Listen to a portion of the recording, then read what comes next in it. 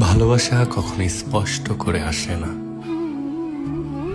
এটা কোনো ঘোষণা দিয়ে জানায় না আমি আসছি। হঠাৎ করেই কারো অজান্তে, কারো নীরবতায়, কারো সাধারণ উপস্থিতিতে মন আটকে যায় অদৃশ্য এক বন্ধনে। কেন ভালো লাগে তার কোনো যুক্তি থাকে না, তবুও তার কথা ভাবলেই বুকের ভেতর অদ্ভুত এক অনুভূতি জন্ম নেয়, যেন সে না জানলেও তার সাথে আপনার আত্মার কোথাও একটা সংযোগ হয়ে গেছে।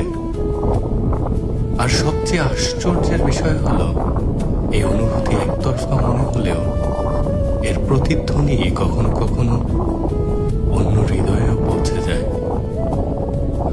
কারণ ভালোবাসার শব্দে নয়, অনুভূতিতে বেঁচে থাকে।